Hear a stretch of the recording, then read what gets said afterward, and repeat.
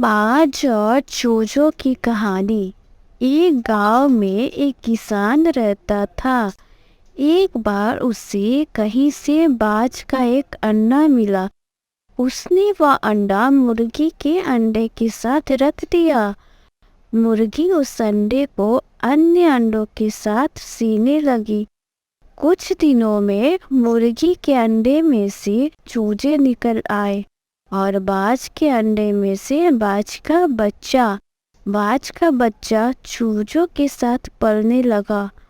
वह चूजों के साथ खाता पीता खेलता इधर उधर फुदकता बड़ा होने लगा।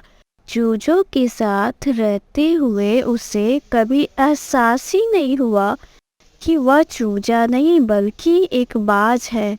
वह खुद को चूजा ही समझता था और हर काम उन्हीं की तरह किया करता था। जब उड़ने की बारी आई तो अन्य चूजों की तरह वो भी थोड़ी ही ऊंचाई तक उड़ा और फिर वापस जमीन पर आ गया।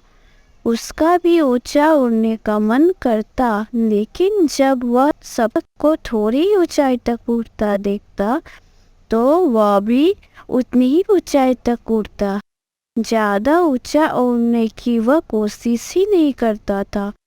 एक दिन उसने ऊंचे आकाश में एक बाज को उड़ते हुए देखा। इतनी ऊंचाई पर उसने किसी पक्षी को पहली बार उड़ते हुए देखा था। उसे बड़ा अचरज हुआ। उसने चूजों से पूछा, वो कौन है भाई जो इतनी ऊंचाई पर उड़ रहा है?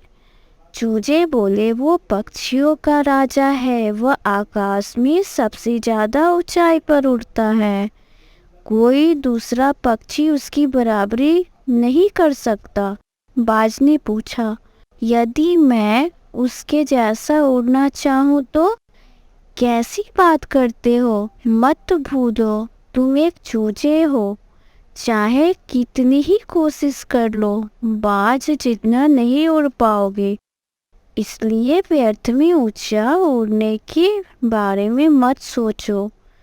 जितना उड़ सकते हो उतने में ही खुश रहो। चूजे बोले।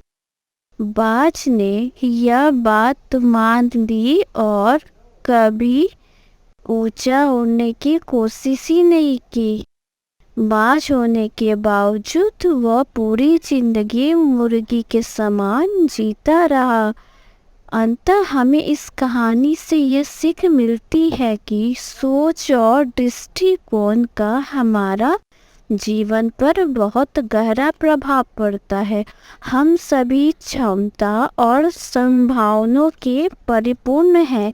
चाहे हम कैसी भी परिस्थिति में क्यों ना हो, हमें आवश्यकता है अपनी क्षमता पहचानने की और अपनी सोच तथा दृष्टिकोण को व्यापक बनाने की।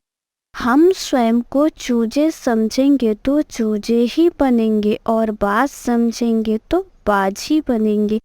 खुद को कभी कम न समझे, अपनी क्षमता को सीमित ना करें, बाज बने और जीवन में ऊंची उड़ान